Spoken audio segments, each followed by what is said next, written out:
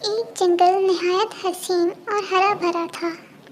हर तरफ हरियाली ही हरियाली थी। उसी जंगल में बंटू नाम का एक कबूतर रहा करता था, जो कि आम खाने की वजह से जाना जाता। बंटू को आम बहुत ज़्यादा पसंद थे, इतने ज़्यादा कि हर परिंदे को पता था कि बंटू आम का कितना शौकीन है। एक दिन बंटू घर बैठा हुआ था तो बैठे बैठे सोचने लगा, अरे यार, इतने दिनों से आम नहीं खाए। मीठे और रसीले आम खाने का बहुत दिल कर रहा है। सुना है पास वाले जंगल में एक बहुत मीठे आम का दरख्त है। चलो आज जाकर वहाँ से आम खाते हैं। ये सोचकर उसने जंगल जाने की तैयारी की और फिर घर से निकल खड़ा हुआ। लेकिन रास्ते में उसको उल्लू मियाँ का ख्याल आया कि उनको भी साथ लेता चलूँ, अकेले मज़ा नहीं आएगा।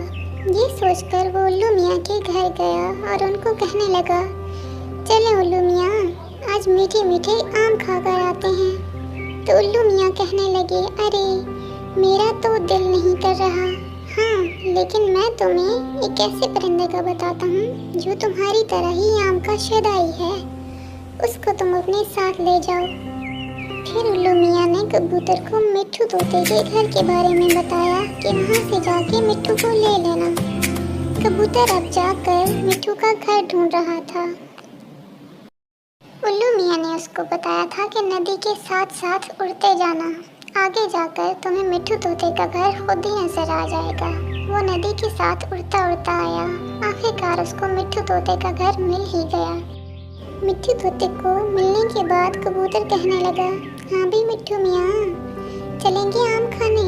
तो मिट्ठू कहने लगा, अरे नेकी और पूछ पूछ, चलो अभी चलते हैं। फिर दोनों दूसरे जंगल की तरफ रवाना हो गए। दूसरा जंगल बहुत खूबसूरत था। हर तरफ खूबसूरत नदियाँ और पहाड़ ही पहाड़ थे। आखिरकार वो आम के दरख्त के पास पहुँच ही गए। अरे वाह, इतने मीठे मीठे आम, आज तो आम खाने का मज़ा ही आ गया।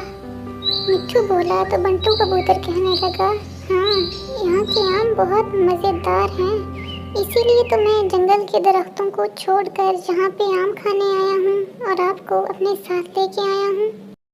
तो मिट्ठू मियाँ कहने लगे कि हाँ भाई, बहुत अच्छा किया तुमने, बहुत शुक्रिया तुम्हारा जो तुमने मुझे भी साथ में ले लिया। वो दोनों आम खा रहे थे और साथ साथ बातें कर रहे थे कि अचानक दरख्त से चिड़िया की एक छोटी सी बच्ची गिरी और नीचे गिरकर रोने लगी। ये देखकर पहले तो वो दोनों बौखला गए। फिर बच्ची से पूछने लगे कि बेटा, आपका घर किधर है, आप क्यों रो रहे हो? लेकिन क्योंकि बच्ची बहुत छोटी थी इसलिए वो बातें नहीं कर सकती थी। वो दोनों सोचने लगे कि अब क्या किया जाए। तो कबूतर बोला कि कोई तो उस बच्ची को ढूंढ रहा होगा जिनकी ये बच्ची है।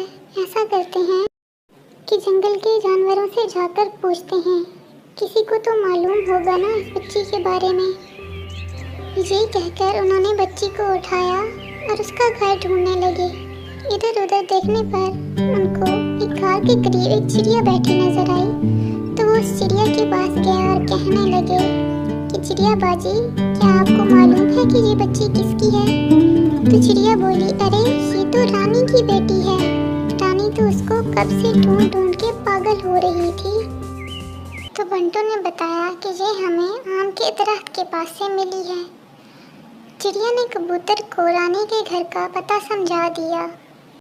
कबूतर कहने लगा कि ठीक है, हम नन्ही चिड़िया को उसके घर छोड़ आते हैं। ये कहकर वो दोनों चले गए। दूसरी तरफ रानी का रो रो कर बुरा हाल था।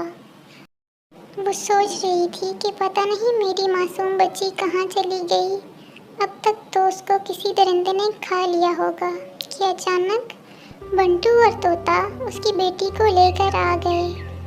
उसने उन दोनों का बहुत शुक्रिया अदा किया कि भाई, आप लोगों का बहुत शुक्रिया।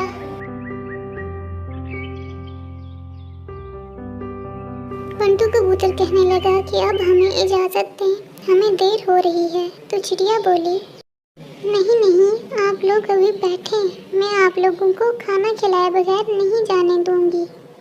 ये सुनकर कबूतर और तोता बैठ गए।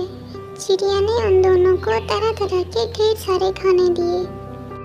मिट्ठू और बंटू ने पेट भरकर खाना खाया और फिर चिड़िया से इजाज़त ली कि अब हम चलते हैं। फिर दोनों अपने अपने घर की तरफ रवाना हो गए।